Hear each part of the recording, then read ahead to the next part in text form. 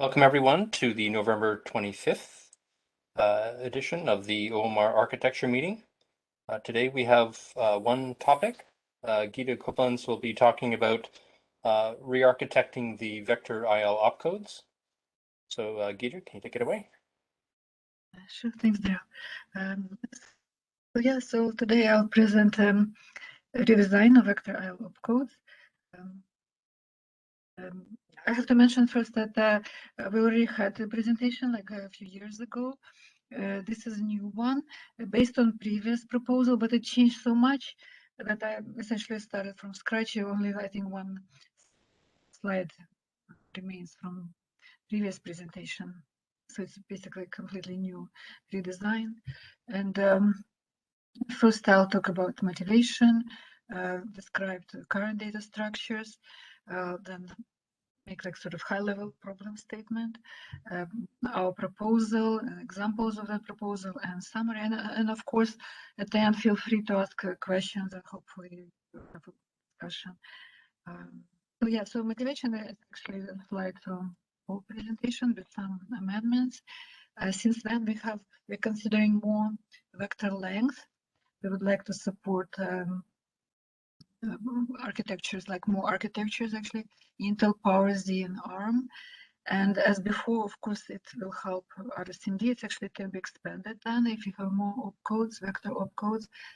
But also, it of course, big motivation is Panama object, vector API, which I think we didn't consider last time. And in vector API, there are several species, essentially vector sizes, and there is one called species preferred, which can have any length supported on a platform. And of course, we should be able to support different sizes in one compilation. And current approach is only 100, like we have some support for RSMD, right? So 128-bit length is implied, only one length. And data types describe vector layout precisely. Since we don't have many, essentially we listed all possible combinations of that fit into 128-bit or scalar types. And opcodes are what we call typeless, like we add, we const, and data type can be derived from children, from symbol reference, or actually can be cached on node, for example, for vconst. And there are, of course, limitations. Only one length is supported right now. Adding new enum for every possible combination, we need to add like manually. And of course, like with every new length, it sort of grows considerably. And current typeless implementation actually had some issues, I think. Maybe they're fixable, maybe not. But there are definitely issues with current implementation, namely when we derive. Basically, yeah, when we derive type from children, at least we had a couple of bugs. But I would say proposal that we're making is almost like independent of that, so I will explain later. So first, just let's recall our existing data structures. Of course, it's our like basic IL structures, and we have a node class, of course, that has refers to IL opcode class, and in turn, IL opcode class has just one member, like enum, IL opcodes enum. So it's like one-to-one correspondence. There are like you can go from enum to class, from class to enum. There are all kind of conversion operators. So they almost like identical, except that in the class you have all these query methods, and one of them most important is like data type, and it returns the data type class, and that class in turn refers to data types enum. And again, they're like interchangeable due to all kind of operators being defined. And then enum, of course, the one that has like around 600 enums, and conceptually, not like we don't encode anything, we just list enums by name, but conceptually, from each enum we can derive result type, operation, and source type in most general case. Like for example, I to F, right? Result type is f, right, float. Operation is 2, like a conversion, and I is a source type. And this enums we use to dereference all kind of tables, static tables, and most importantly, opcode properties table and other tables. So that's just refresh current picture. So, and here like a more like a sort of formal statement of the problem, because there are so many sort of variations, we need to somehow define the problem. Sort of so many different solutions, right? But in fact, can formally define the problem. E is a set of all vector element types. And so far, this is just all known scalar types that we already have, from int A to double. And actually, there may be others, but the ones that we already have in OMR. A set of vector length. It's, for example, 64 and 28, and I will define the full set in a second. And then a set of operations, like in sort of in general terms, not opcodes, but operations. It's like load, add, subtract, reduce vectors, and so on. So again, in most general case, data types, it's a set of all possible data types. It's a product of E and S, like elements and sizes, right? S. And set of all possible opcodes, as I said, like things are important. So result type, source type, and operation.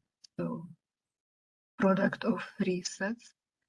And source type, maybe not the best name, but say, for example, it's clear what it, for conversion, right? There is source and result. For, say, for example, vector load, it's not if like first child in a tree. It's a vector we're trying to load. So source type is essentially kind of like a modifier to operation that can might return the same type or different. Like for example, reduction might return different type.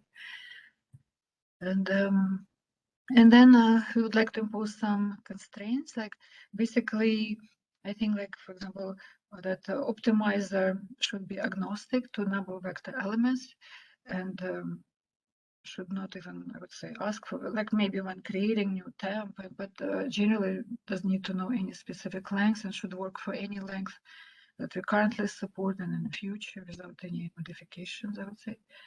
And also code gen, I would say, just due to the sheer number of all these combinations, right? It needs to be structured, right? First of all, for example, we should not ask like anywhere, I think, for specific combinations, specific member of this set, but like group it maybe by operation, then by type, by length. Depends on platform, I think, but definitely need to structure it somehow in order to maintain the code. So there's these 2 constraints, right? And these are 2 sets that we need to represent, E and OP. And so what are actually, I think, only really 3 ways to represent data sets in a program in general, like in any program, but in OMR specifically, we have, of course, need to consider existing code in OMR, existing implementation. So first, we can represent them as classes, right? For example, set D we can reuse that data type class that we have. We just add, it already has essentially element type, add size to it, another instance variables, right? Variable. And the opcode, we already have a class. We just kind of split like into 3 variables. Right now we just have opcode, right? But we would have like that 2 types and operation. So this, I would say, most like proper, I would say, kind of theoretically proper approach, like object-oriented and so on. And but in practice, it's considerable. It implies a lot of changes to OMR and downstream projects. Yeah, so in kind of a conceptual change and a lot of code changes. Another approach is essentially hash these values into one number, like we can represent each tuple or triple as one integral value, unique integral value. For example, there is some mapping function from this triple to integer, or like from this tuple to integer. But then we also need a function that, given that unique number I, you can get each member from that number.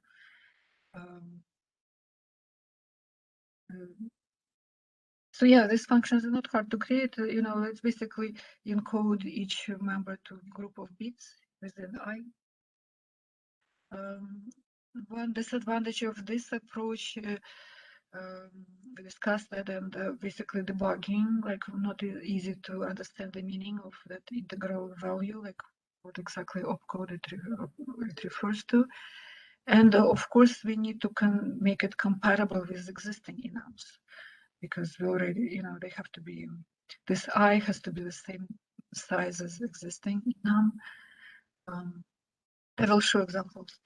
And so this approach is A, B, and C. We just can list all set members in the form of enums, as we do right now, kind of like in a dense form, like list them, and they can be referred in the source and can be seen in the debugger. But definitely that part kind of directly referred in the source violates constraints 1 and 2 that I mentioned before. Size, of course, will be smaller, can be smaller than I, because we're going to list only allowed combinations. But then I would say code would be kind of hard to maintain, and it would be error prone, because you need to do it manually, most of it. And then, of course, you need site tables to describe all these numerous opcodes. I would say at least like 1,000, you know, the minimum of new opcodes need to be added.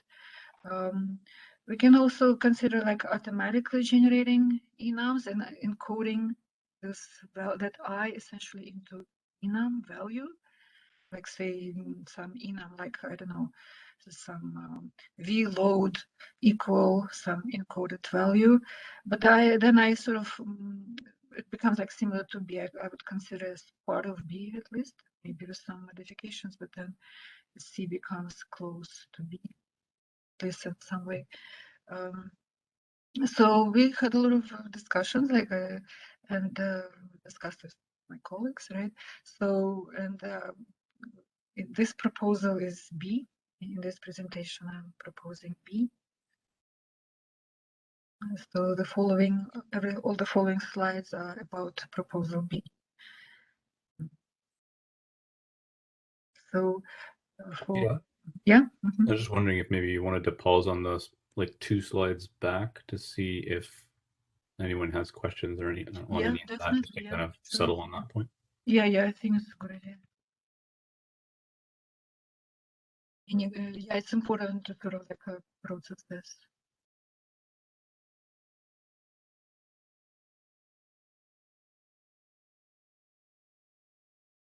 So basically, yeah, like it's a classes, nice, but a lot of changes. Encoding easier, like sort of treat vector length almost like as a variable, like a member of some class, because we're gonna have many length and treat them as variable essentially, or instance, or like bit field. And C kind of you know, can be modified, but sort of in a sort of to distinguish from kind of like from A. I would say it's essentially it's a current approach of listing all enums. But of course, like automatic generation of enums can be considered. I have a question, Gita. Looking at the op, when you say T1, T2, that's the data type of like. Yeah, it refers to result source operation. So if there are 2 sources, for an example, I guess a mask operation or shuffle operation, how would this represent those operations? Yeah, good question. Say for example, say mask operation. Yeah, it's actually a very good question, right? Source would be a vector, which in itself would be tuple, right? So for example, vector of 4 ints, right? Okay. Or like more in these terms, like for example, vector of length 128 consisting of int. That will be source type, right? Okay. Mask will be of mask type. It's not going to be vector, but we might need to have mask separate type for mask. But let's assume mask it's like a vector as well. So, but here it doesn't but it sort of refers for the so it will be say also 128 32, right? So 4 integers, and result type when you mask it will be essentially vector of different type, right? It will be it's a very good example, right? Result will be also 4 elements, but they will be of type probably int. Actually, no, 1 second. It depends. We need to look at the library. It will return also 4 elements, but they will be sort of like Boolean, right? Yeah, if you are doing like a comparison operation using the API, the result would be the mask. But if you are just doing a load operation or a store operation, for example, load operation, results would be the vector of the same type. Maybe you know what? Maybe I didn't touch on masks at all. It's very good point. Masks, it's yet another story. It's sort of like different type of vector. But say if you take best example, I think in this case like conversion, right? Conversion would be if you want to convert source would be say for example 4 floats, and result type will be 4 ints, and operation will be conversion, like vector conversion. I'll show a bit more. Actually, I have source examples. Okay. But a very good point that masking it yet maybe will be another design for masks. Yeah. Should we have like separate type, or should we like treat them essentially as vector? Right? Yeah, I guess in the API they have been represented, I believe, as a byte array. So maybe something like that. In the library, a mask are presented as just, for example, mask of 4 will be 4 bytes, I think. Yeah, right? yeah. But we, in practice, right, in hardware, we don't have that. Our masking operations, we don't result in a vector register, right? No. So not like a separate different register, at least on Power and Z. Yeah, So I guess it masking could is a be separate issue, I would say, on top of this, Okay. Yeah, but very good question. So any questions about this?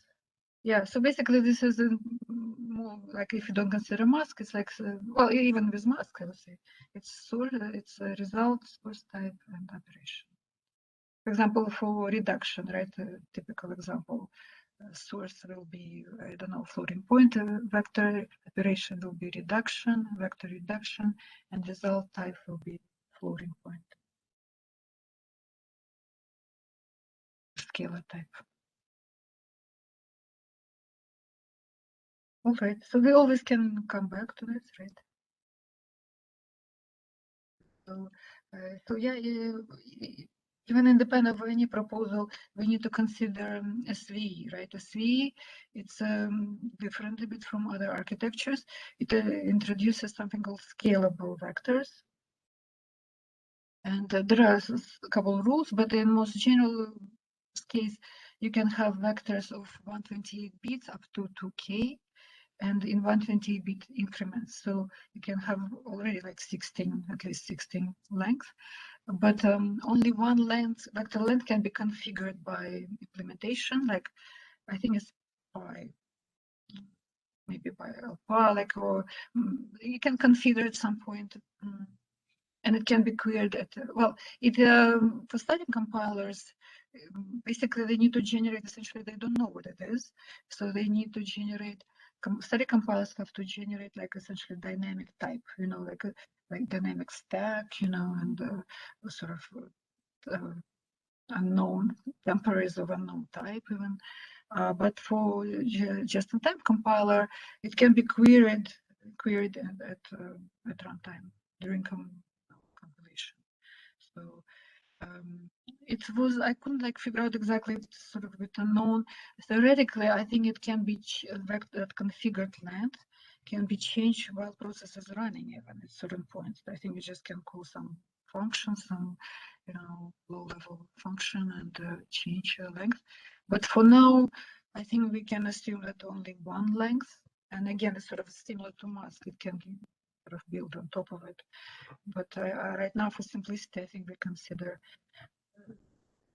that we can assume that there is only one length per compilation, at least. So then, since data type is a combination of element type and vector length, so which length actually we want to support, like in our implementation. And proposal is that just take a union of all architectures that we want to support and all known like languages and libraries that we currently at least would like to support. So PowerNZ supports 128, Intel these 3 lengths, and ARM3 will present as one like variable length n. Because we don't even know what it is, right? Like we can, before we start running, right, at runtime. And also a vector API, in addition, those 3 lengths also has 64-bit length, even though we're probably not going to use, like we don't have 64-bit registers, but I think it's good to represent it as a separate type, because this maybe half of 128-bit register can be used, vector register. So it's good to, I think, to still represent it as a vector type. And also we need to indicate non-vector, like to be compatible with current scalar types, we need to sort of say that it's not a vector, right? So we'll use 0 for that. So altogether then we have 6 lengths and we need 3 bits for that, at least for now. So then we can use upper, we can use like, just 1 byte, to represent all combinations, use say upper 4 bits for vector length. As I said, we need 3, but maybe 1 is sort of for future. And lower 4 bits for existing scalar types, like those data types that we have. And the last one is num types. So we can use static assert, right, for num types. Actually, maybe it's incorrect, right? It's basically, no, actually, I think it's fine, right? It should fit in whatever, we should assert that it fits into 4 bits, right? So it should be less than 16. Because it's extra, so maybe less or equal to 16. So we need to have that static assert that existing scalar types fit into 4 bits. And if in the future we need more space, then I think the solution is just to make data types enum bigger, right? If we want to encode more. And then get data type will return this enum. In some cases, it will be one of those already existing enums. In some cases, this will be that encoded value. But encoded value will be greater than num types. Yeah, greater or equal num types. So sorry, I'm getting confused. But basically, you got the idea. And those that are bigger than num types, they cannot be used as index to any tables because it's some kind of encoded value, right? Encoded hash value, essentially. Cannot be used to index any table.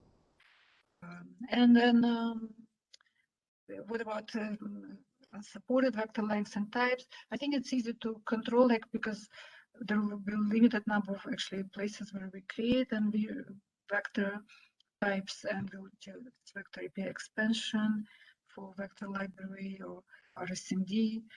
And then we'll just be asking like codegen which combinations are supported, which I already do for RSMD, we already do that. And then when we convert one type to another, some transformation happen.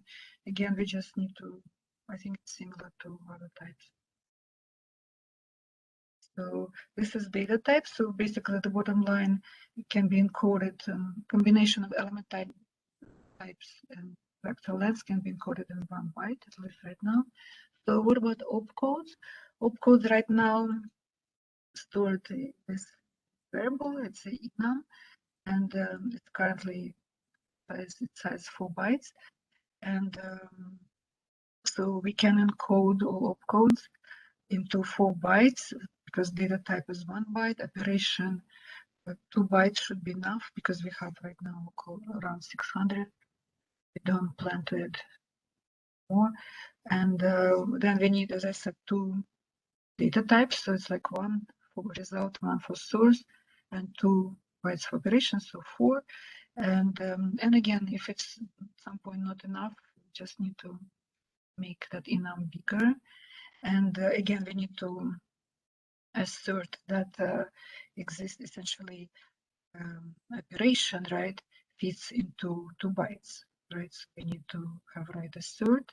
And also very important assert, of course, that the whole enum fits, because we need to fit all these encoded values here, right? So we need to assert that it size, that it fits, right? And maybe even specify the size of enum explicitly. I will show an example. And similar to data types, and we can continue getting the value of vector opcode, the value of vector opcode, I get opcode value that method we have, exactly the same way as for other opcodes, and use them and compare them, right, set them on a node and so on.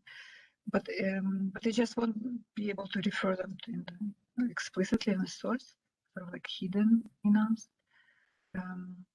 And vector opcodes can be, you can say, ask opcode, is it vector, right? Or get result type, get source, get operation. And in this case, operation will be like separate enum. I will show an example. And it can be used, it will be used to create new opcodes, vector opcodes, and also in the code, maybe like grouping them, like by add, reduce, and so on, by operation. I will show example.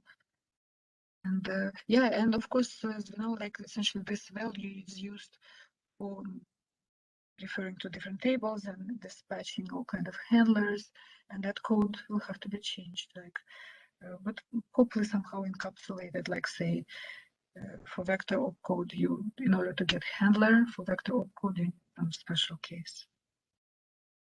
And regarding OT, I think again it's similar to other opcode and instructions. We'll need to invalidate method if compiled in actual vector length don't match. So I think easy to see maybe example of code changes. So again, these are the classes: node, data type, enum, data types enum, opcode, enum. So I think for clarity, we should remove this data type because it was used only for typeless opcode, which I think we want to remove now, at least, at this point, right? We'll remove them, and then we don't need this data type. And then get data type of node will also always ask get data type of the opcode. We'll add, as I mentioned, is vector. Actually, it will be, if it's greater than num types, it will be vector data type. There'll be a function to create vector type. That remember I mentioned that that hash value essentially is a function to create it, and then query fields of that hash, that unique value of enum, essentially get vector size, get vector element type. Yeah, so, and here we now have those old vector types, then we'll remove them for consistency, right? Only non-vector, well, non-vector of course will remain. And then here will be essentially sort of like invisible data type, which will be generated on the fly. And for opcode is very similar, right? We'll remove all like vector opcodes from here that we have right now. We add, instead we'll have new enum vector operations. I would call it not opcodes. Opcodes is something, opcode it's already like it's a triple, right? Operation is just a sort of abstract operation. So probably better to call it vector operations, and that will be used to create vector opcodes, right? And then query all these separate parts of it, result, source, operation. Gita? Yeah. That query for isVector there, that can't be last OMR up that you compare against, right? That would have to be the number of opcodes from OMR and any other downstream project. So for example, if OpenJ9 were to define their own opcodes, which it does, isVector would have to check after that. Yeah. I thought we moved them all into OMR. But yeah, of course, you're right. Like then it's kind of similar. You see, like we have included and we have overall number. I hope. Yeah, you'd have to check against that. Yep. Yeah. Let me correct that. Okay, so last number. Okay. Yeah, absolutely. I somehow was under the impression that they all are there. Yeah. But I think it would work like similar to this, right? At build time, basically, while buildings, downstream project will know number of data types and will know number of opcodes. So any questions about these changes? Because I think this is sort of the main slide.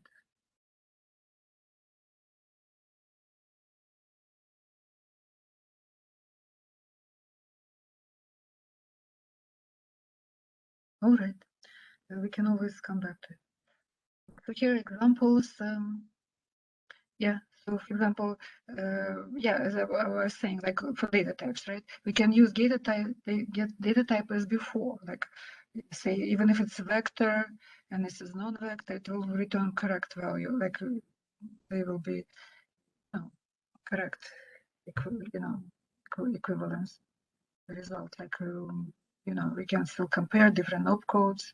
Sorry, data types. Here, for example, if it's vector, then it's not gonna match, right? If it's int, it will match. If you want some extra code for vectors, then we'll just add some extra code. But usually in most of the cases, like, say if it, as a first step, we might not even need to add such special cases if we want to optimize something, right? And of course, if we want to generate code, evaluators, we'll need to add this type of statements. First check if it's vector, and then get a type. Right? In switch statements, similar, right? We still can use not get data type, even if it's vector, right? It's all the same way, and just add extra code for vectors, right? But still can use the switch statement. So that data type examples, node creation, how do we create nodes? For example, before we would say, just explicit type, data type, but if we want to create vector, we need to create type. And in this case, I specify not the vector length, but number of elements, but we can decide which exactly API is more intuitive, right? Here it's actually 4 integers. And this will return it will be like integral value. So we can call this function and it will get into the switch, everything fine, and then just add special case because it will be some different from these values, right? It will get into default. And if it's type is vector, we will call create vector opcode, right? This will be, of course, definitely it will be function, separate function that create code. That's the whole idea. It has to be kind of encapsulated, right? That encoding has to be in separate function, create vector opcode. And in case of load, as I mentioned, like type result and source type are the same, and vector operation is reload indirect, right? So that's a node creation example. And then again, using opcode similar to using data types, we can compare them. It will return correct if we work correctly. Add special cases if you want. If we need to. For example, here check is factory add, opcode is add. Oh, is vector maybe. Anyways, maybe yeah, combine these two checks together. Actually, yeah, we're probably gonna have something like is vector add, right? And then check element type and do something special for vectors. And similar for switch, actually with switch. Still, we don't need to rewrite switch, like just the same switch and add default gates. So code examples. And in trace file, it will look like this.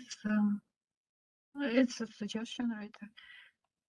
Like to print, will print if source and result are the same, just print the source. If it's conversion, it's like this will be source, this will be result. And just example, but we'll just have like get name function for each essentially for each type and operation, right? Get name function and just concatenate sort of substrings, right? And yeah, so that's really. And to summarize, I think this proposal sort of provides full encapsulation of the opcode representation. What I sort of like about it is that it's conceptually, it's very close to the current, I would say, non-vector opcodes or regular opcodes, in the sense that all information is kept in the opcode. Yeah, it's maybe encoded differently, right? But encoding is a separate function, we don't even see how it is encoded. Usually we don't even look there, right? We just know that our opcode uniquely represents, sort of contains all information we need and in a code gen, and sort of like travels fine like throughout the optimizer and all transformations. All information is preserved in the opcode. And yeah, and opcodes are generated on the fly, so we don't generate like the ones that we don't need, because there will be quite a few of them, right? And I would say another good part is like yeah, sort of minimum changes to existing code, non-vector code, I would say. No, of course, if you somebody really wants to, you can create like reference to very specific vector type or opcode, but generally there is no like enums that can, that might be used in a source, just only like general queries, right? And I think because it's so close to current approach, we can consider like somehow extending it or optimizing it. For example, right now, right, most of the opcodes result and source type is the same, for example, right? So we might consider how to kind of like maybe, because we know which ones are different and which not, right? So for opcodes that we know that have the same result type as source, maybe don't store result types, save some space, right? And store it only for the ones that have different type potentially. So yeah, I would say it's kind of like, I think it's sort of minimal impact, and we can think how to improve, extend it. So that concludes my presentation. Any questions, discussion?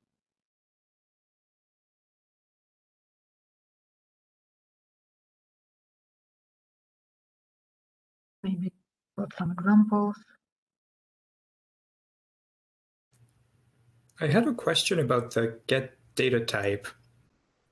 You were saying that with this proposal, any values outside the range of the enum data type cannot be used to index into the various tables.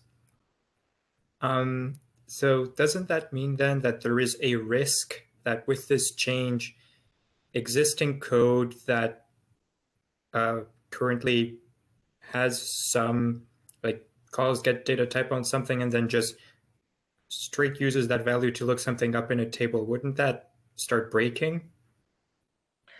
Potentially, yes, but we'll need to check all the places. Kind of the hope is that we don't have that many places.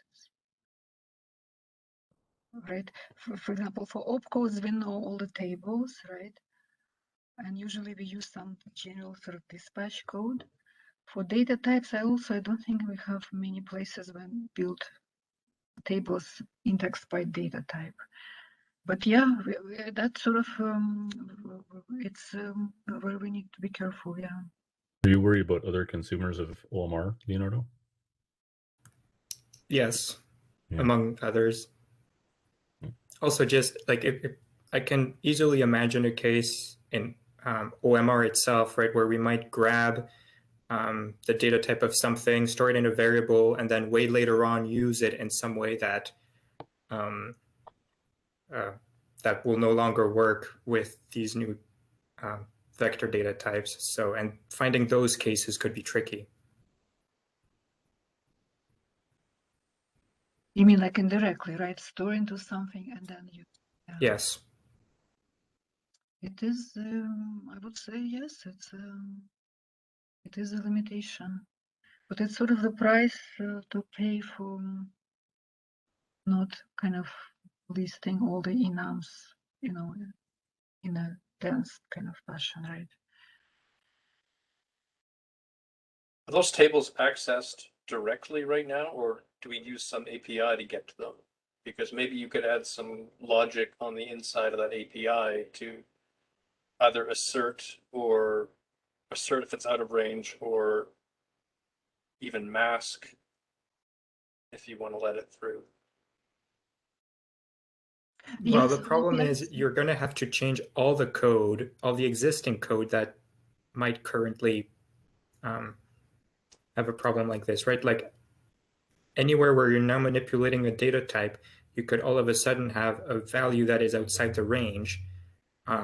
And everywhere where that code is used, which isn't necessarily using get data type directly, would need that kind of assert or masking or whatever.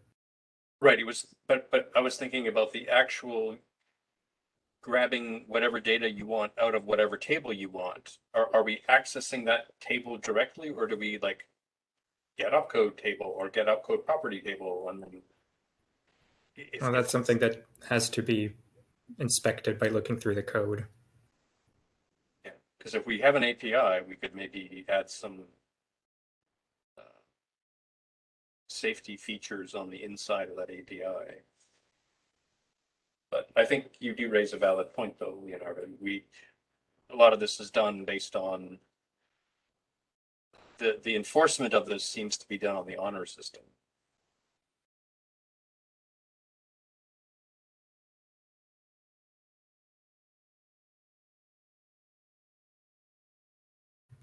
Yeah, I mean, I guess the immediate concern for me is that it's existing code that wouldn't have any kinds of these safeguards because it just assumed it wouldn't need them.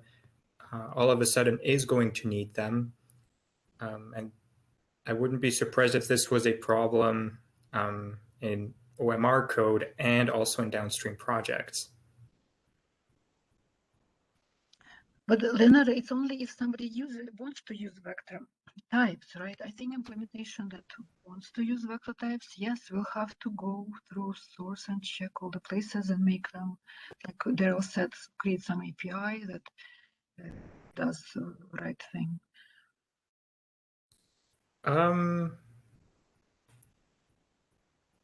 Well, not necessarily, right? So at least at the OMR level, we have to assume that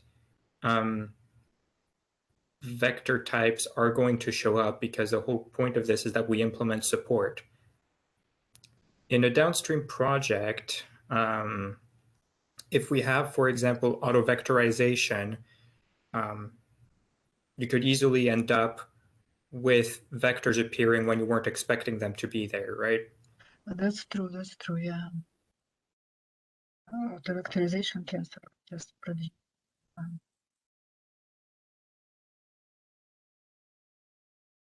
Yeah, that's sort of like a new kind of a little bit of new world, and I think we just say that you cannot dereference all the table, just do it like that. or maybe you can dereference, but sort of come up with sort of new function, kind of get index, sort of get opcode index or something, and only use that to the reference tables. So for all the opcodes, it will be the same as opcode value, and for vectors, it will be some special value.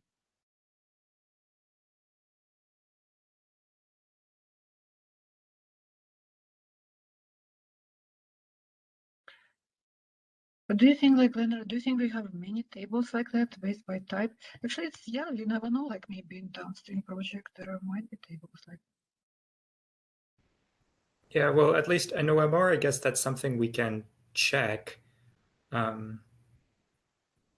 just scanning through the code. The concern then is, are there any non-obvious cases because of possible indirections? Like I said before, where you're storing something in a variable and then pass that on somewhere, and then that variable gets used to index somewhere. It's possible to find out, but possibly it's going to take some time and some work. And then for downstream projects, we really can't know. Yeah, but I think maybe we should not look by variable, we should look by tables, right? Right, but the thing is, how can we know what tables there are, right? You could have, like even just a simple switch case, for example, and that doesn't have a name. You can't really look that up. No, for switch state, it will get to default, right? Right, and you could have existing code, for example, that does not have a default. I know we have code in OMR that's like that. But that would happen in any case, like if you add new type, right? You need to handle it. Yes, that's true. And that is exactly what we're doing here. Yeah, here, yeah. Right, we're adding a new type, and there is code that might not be ready for that.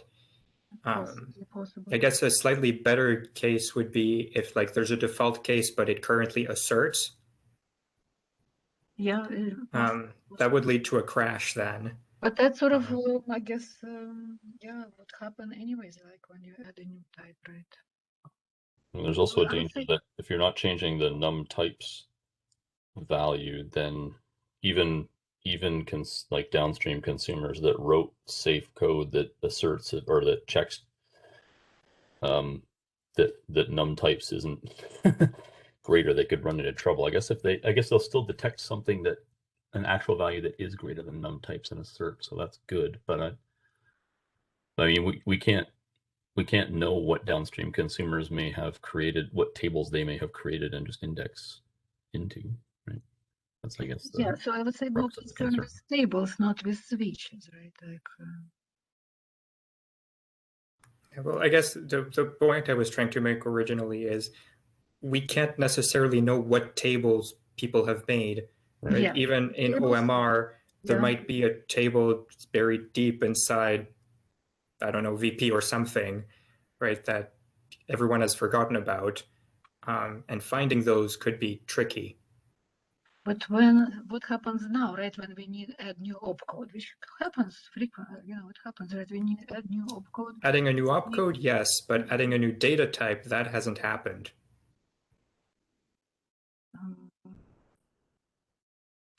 But we have to add new type. That's the whole, like you see, data type is very important. Like. Right. So you're right. We have to add a new data type. Yeah. I think but in this case is a problem. Tables, because essentially what's different between, if you go back to these approaches B and C, right? What is different here is kind of like what I would call sort of dense enum, right? Which you can use as index. And here it's some kind of almost like, it's an unknown value. You cannot use it as an index. So that makes difference for tables, I would say. I think the problem is because num types isn't changing, right? So if somebody is indexing into a table, they're probably checking that the size of the table that they've got is, like if they're going to assert on something, it would be a static assert that the size of the table has num types in it, and we're not in this scheme, num types doesn't change, so that doesn't break. But then later on, you index into it with something that has a value greater than num types. Yeah, that's what I mean. For tables, that's a problem. Yeah, for tables, but not for switch. What I'm saying, it's for tables, definitely a problem. Yeah, Okay, or at least sure, it's fair not enough. any more of a problem for switch than any other addition of a data type. So if we can agree that we have to add a data type, then it's Yeah. So there's no additional is- problem for switches introduced. yeah. So all I'm saying, yeah. So I think switch is it's not a problem. Kind of, it's not any bigger problem. Tables are, and I agree. Tables are a problem for sure. Right, but if num types was changing, then the tables would be found. At least if somebody wrote the static assert that we normally would write, they would find it, right? Yeah. Basically, I know that's a limitation between B and C, but C has sort of other limitations, right? We could rename num types so that downstream code that thinks that knows what num types means will get a build error. Name num types.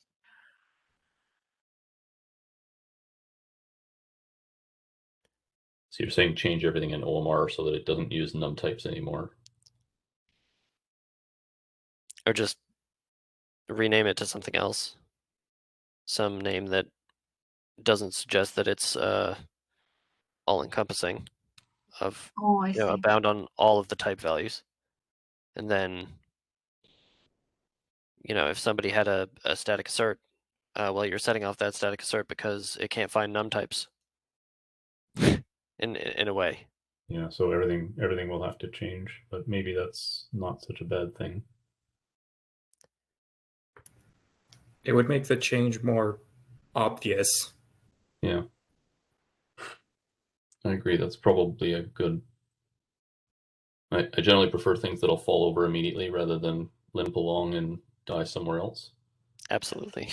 So dying at build time is probably the best solution that we could find for that problem.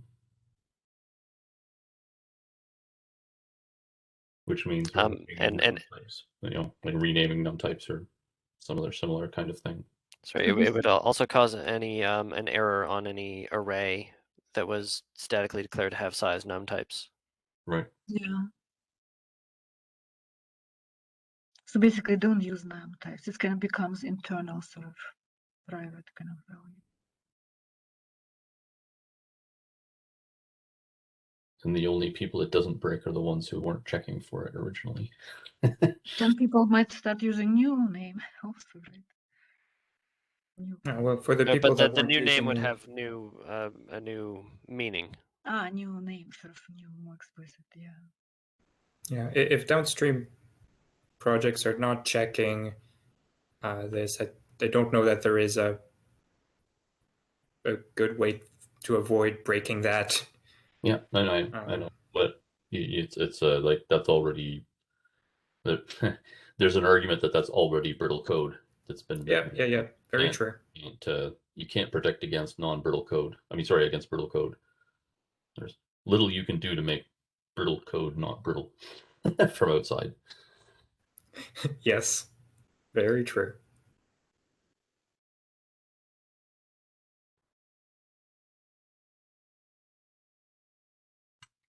So I think that addresses more or less sort of the analysis concern, right? Like because those tables, they all most likely use the num types, right? And then we'll know. I guess we'll check all the places that the table is referenced and use some API for that.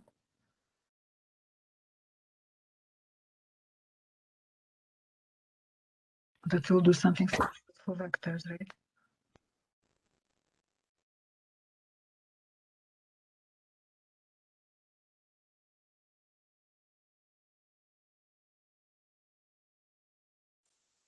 Yeah, that definitely is a limitation, yeah. But I guess the question is what other choices we have, right? The most sort of at least theoretically correct ways. But then you will have the same issues. Yeah, really. Objects. Yeah, actually, sort of the same issue if you have objects.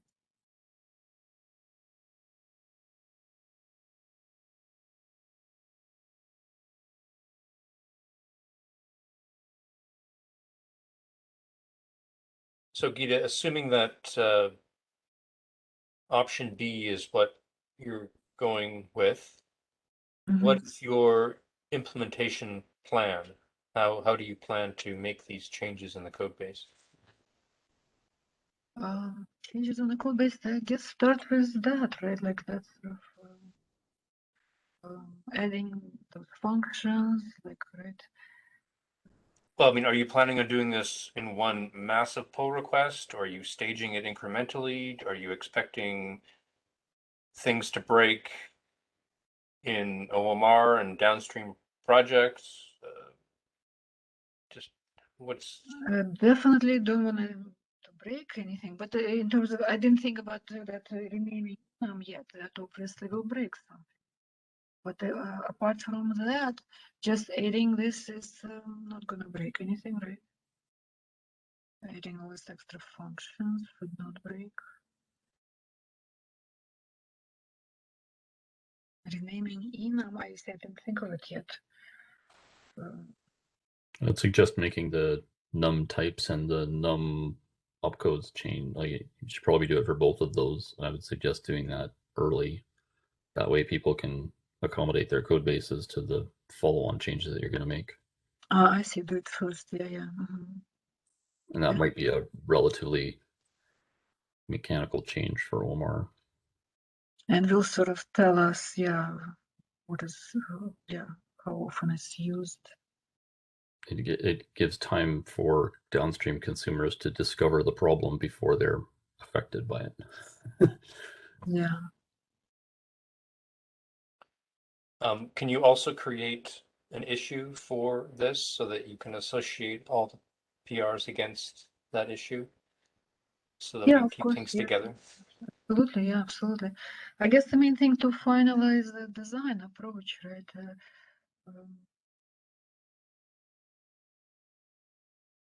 Any other maybe concerns? Like Kevin is here, like I'm thinking what, like in terms of debugging, right? Kevin, what do you think? Like, is it a big problem that we will not be able to see sort of, the enum sort of name of the opcode? But the KCA can do that, right? I don't think too many people use KCA to look at IL anyhow.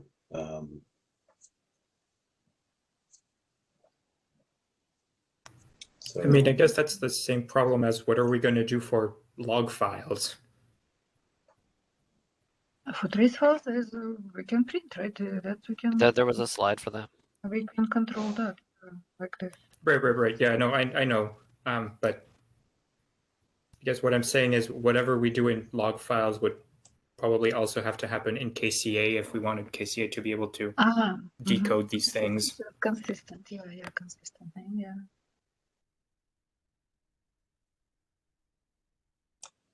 Yeah, what KCA does today is kind of,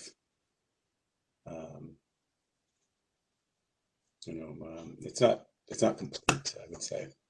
So the main thing we use it for is in cases where either we're waiting for a log or we can't reproduce it, and therefore we sort of have to make do with whatever we can get.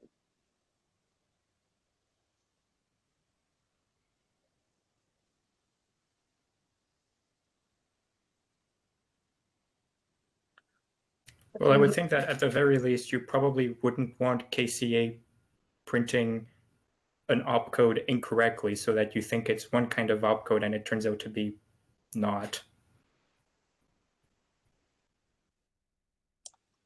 Yeah, that would be ideal. But yeah, even today it does sort of wrong things if you supply it with wrong data. So it doesn't have built-in knowledge of the IL, so you have to sort of supply it with header files and stuff like that.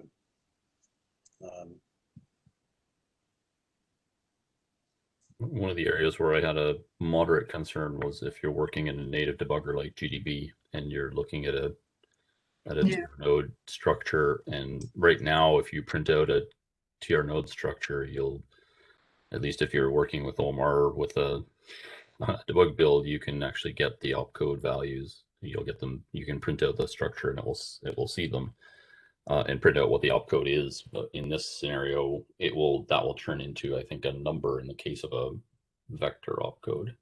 Yeah, yeah.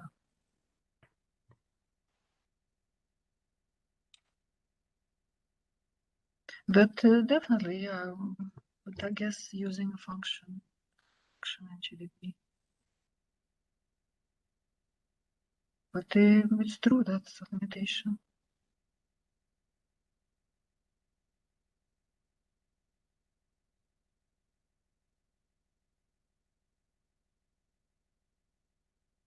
If we go back to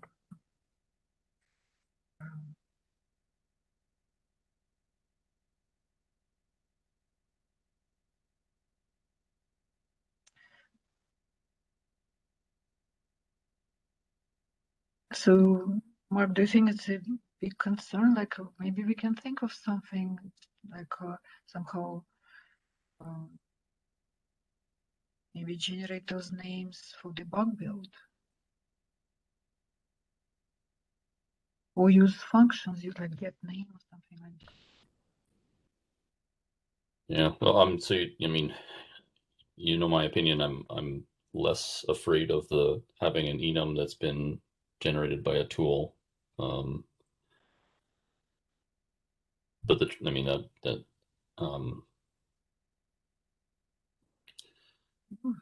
I'm not going to be the one to work with this very much. At least not recently. It hasn't been me working with this, so the team's going to have to deal with this more than I'm going to have to deal with it. So I'm willing to swallow my concern about that if no one else is concerned about it, and it doesn't seem like there's a widespread concern about it. So given that, I guess that I'm not gonna argue for C over B in that case for sure. I think B is a fine approach as long as we address the concerns that were raised earlier by Leo. Mm-hmm. I think Devin's suggestion is a good one. Yeah. Do it consistently for DataType and Opcode, because I think you have the same problem with both of those. Yeah, they're sort of. And more or less, like I don't know how much more of a decision we need to make here. I mean, you're gonna have to make 1,000 more decisions as you're going through and implementing this and deciding it, and you know, unless somebody wants to really object to B, which I haven't heard anybody getting upset about, but please do get upset if you are upset about it. Like, tell us that you're upset about it. Otherwise, I would say just move forward. I wouldn't say I'm upset about it, but I think I would lean towards preferring C with an automatically generated enum. Yeah. Because it would definitely be more work, but I think it would be safer work, right? My guess would be that. But you see, Leonard, you're still not going to be used. You cannot use those to the reference tables, right? Because by generating enums with encoded values, I mean the same values, like the ones that you cannot use to the reference tables.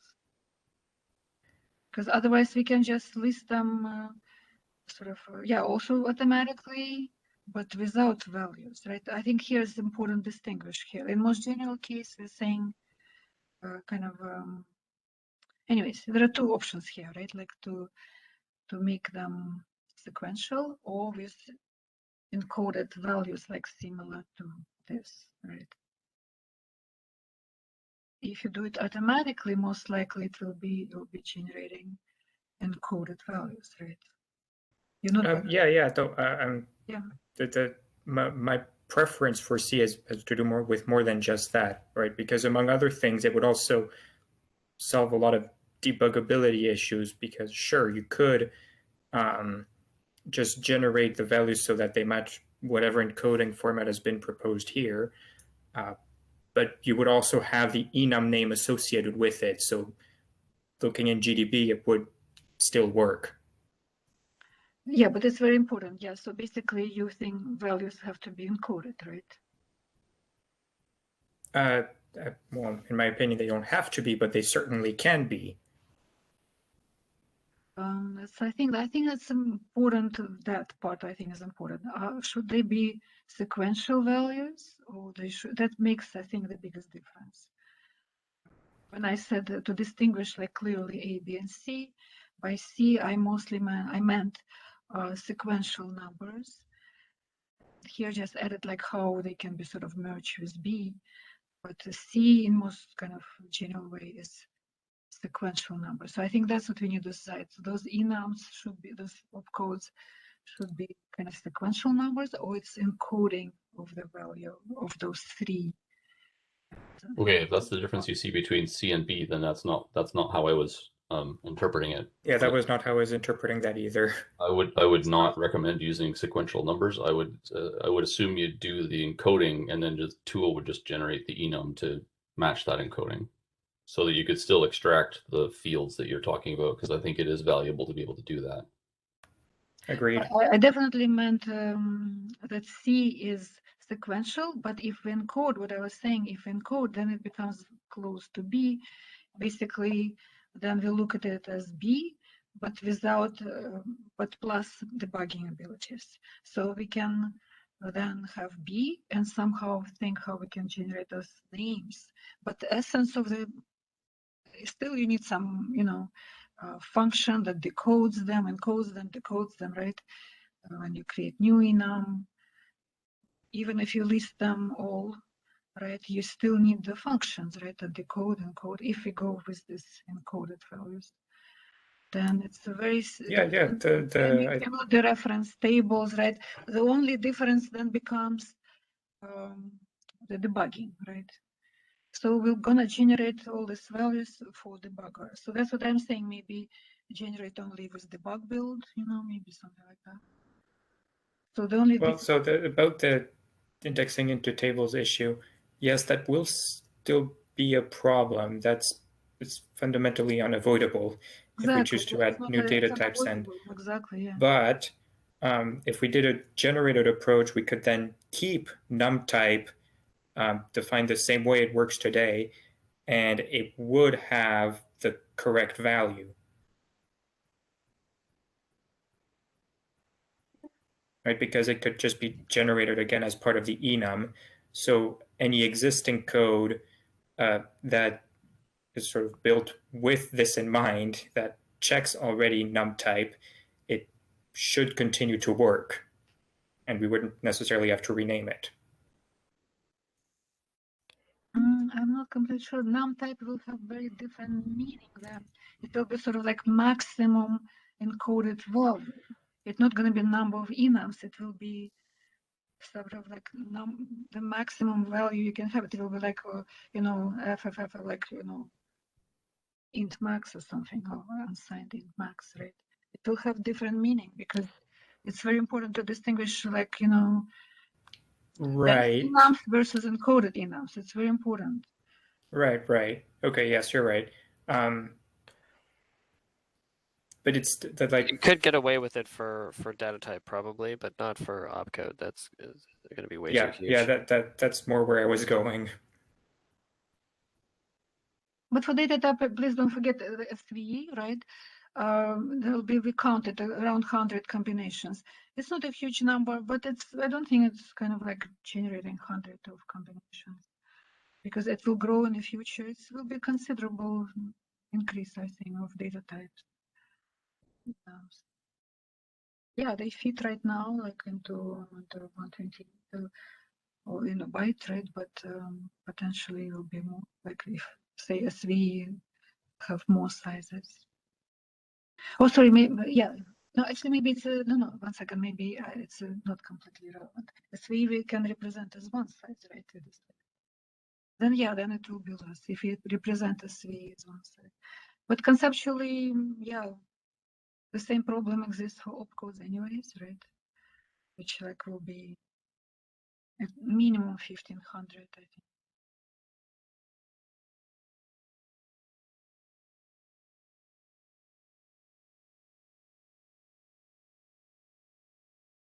So yeah, it's kind of like, it's not, how to say, like I think Leonardo said, it's unavoidable. Like if you want to have vectors of various sizes and operations, and it's just you have to, I think, encode it, right? But as soon as you encode it, you cannot use it as an index. So I'm not sure how to solve that.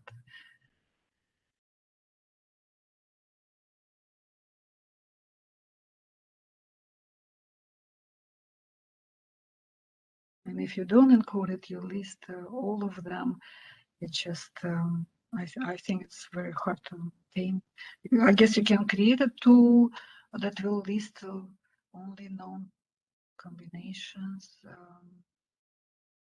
but then you need this property table, and you just have to look at all these hundreds and hundreds of opcodes. I don't think creating an enum that has names means you need to extend the opcode tables. I think those are independent things. Like you can do everything that you've talked about in B and add the enum, and that would. But Mark, you mean encoded enum? Like it's important, like encoded enum, right? Sure, an encoded enum. Yeah, but that's what I'm saying. Yeah, encode it. But as soon as you encode, then you cannot use it as an index. If you don't encode, you can use it as an index. You can use it for an index up to the size of the number of scalar types or scalar opcodes, which is the same thing that you're proposing to do right now. You're just calling them invisible enums, right?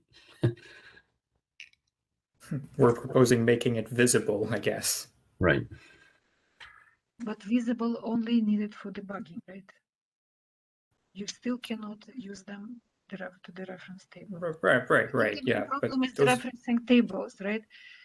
That's, I think, the main problem. And what I'm saying is the only way to be able to dereference problems is to list all, like, how to say, make them regular enums without values. Compiler will give them sequential numbers, and which will make them indexes. You can use them as an index. Compiler will take care of it. But as soon as you encode it, right? But why do you want to use it as an index? I mean, right now you're not intending to extend the opcode tables to take into account all of the vector opcodes that you're talking about, right? So the but fact that you're using it. Leonardo's original concern from Leonardo not being able to use it as indices. I'm not sure that's his concern. Sorry, I think that's what is a concern. Like you. I don't think he's. I don't. Leo's here; he can speak for himself. But I don't think he's concerned that you can't. I don't think he wants the ability to use a data type or an opcode as an index. I think he's concerned about people who have used it as an index getting broken when we make this change. Yes. Did I say that right? I don't see the difference. Yes. I'm confused. I don't see the difference. So the difference is that when you. Sorry, go ahead, Mark. Go ahead, Leo. To me, the difference here is you have, when you're thinking about the work to implement, say, B, you have to think about the work it's also going to take to update existing code that is broken, which is code potentially both in OMR and downstream projects. It's not broken until right. they use vector opcodes, unless RSMD generates it. Okay, yeah. Right, but that is the concern here, is that we have the potential to break downstream users, and we should be trying to do everything possible to avoid that, and not necessarily. Oh, I understand, but they will be broken. Why? Why? Because we use encoded value, right?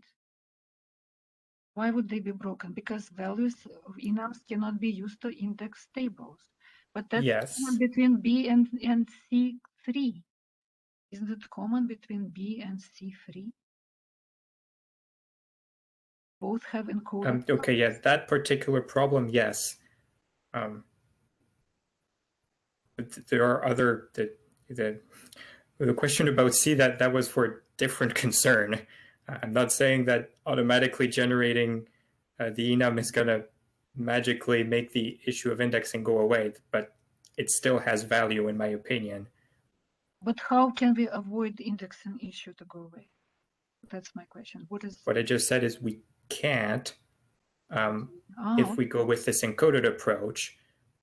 Right. But we should still try to mitigate other issues, right, that are not necessarily related to indexing. And what are the other issues? Debugging, for one thing, as we just talked about. That's I mentioned that. I mentioned it here clearly that the debugger is an issue. So, but I think Yes. But we want to make clear that index issue cannot be solved, right? Not easily, no. To debugger issue, then we'll proceed to debugger issue. So only one issue remains, right? So on debugger issue, and that's what I specified.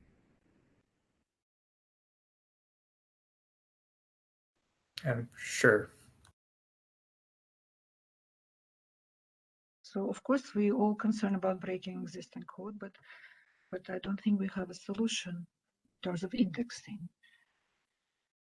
Debugger issue is a different issue, but I guess the question is, do we want to create a tool that generates those names and only just to help debugging? How common that problem is? I think Mark said that it looks like maybe not very common problem, like not many people are concerned about debugging. Maybe do it only for the bug build.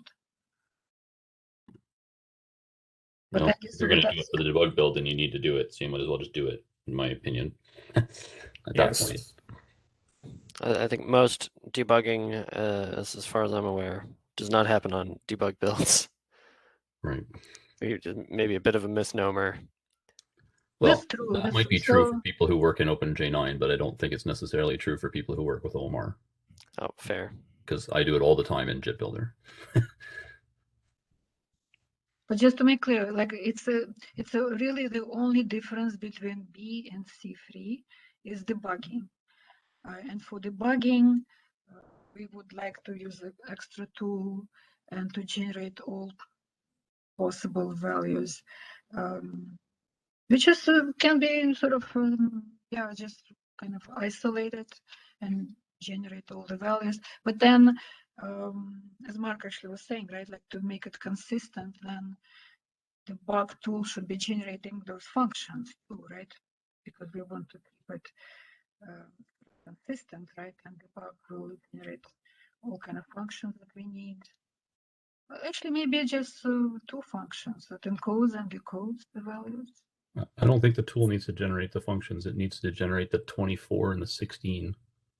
And then you can write this code to refer to those constants which get generated by. Yeah, that's better. Yeah, that's better. Well, so just playing devil's advocate here, if you made the tool also generate those functions, you could make the tool then generate the enum sequentially and make it generate tables such that those functions just turned into a lookup into a table and you get back the same property values.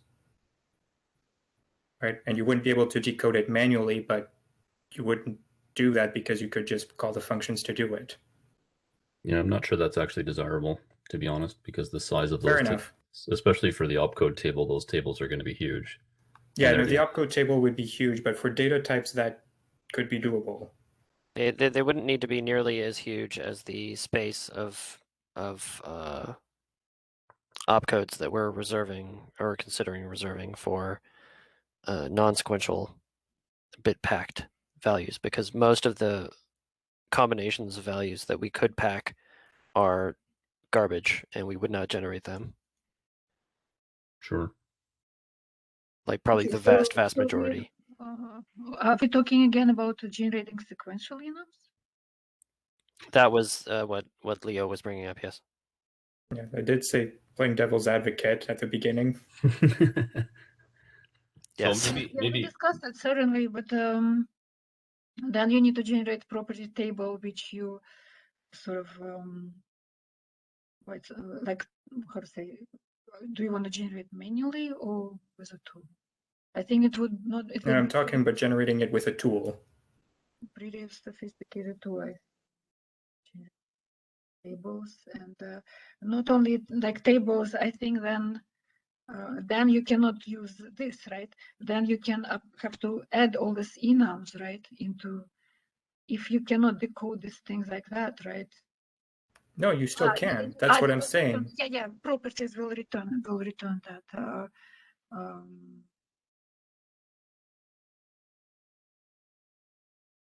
Because we, of course, we don't want to add those enums, right? So I guess I'm still concerned about, like, we do have a lot of existing static tables that are indexed by opcode right now, and if we're going to add all of the possible combinations of vector opcodes into that, those tables are going to get a lot bigger.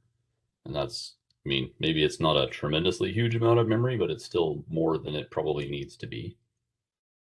I think adding some structure to the enum helps avoid the memory bloat in a fairly simple way. But I'd also like to suggest that maybe we don't need to decide this today, because if we're in the world of B, and all we're deciding is whether or not there's a set of names that define the enum for the higher values, then that's kind of we could do it or not to start with, right? Exactly. Actually, that's what I was trying to say in the summary, right? If we see the only difference between B and C3 is ability to debug, maybe we can decide on that later, right? Like we need to create these functions.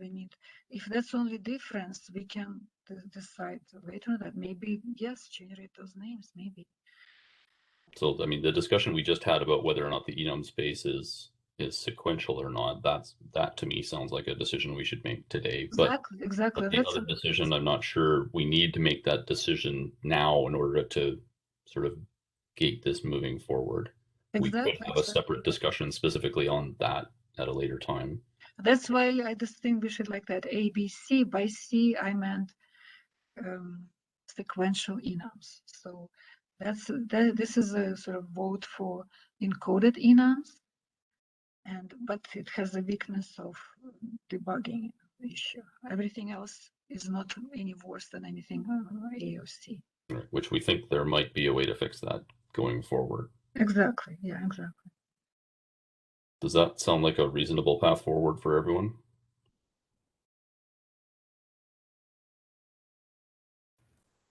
Yeah, I think so. Me. Yep.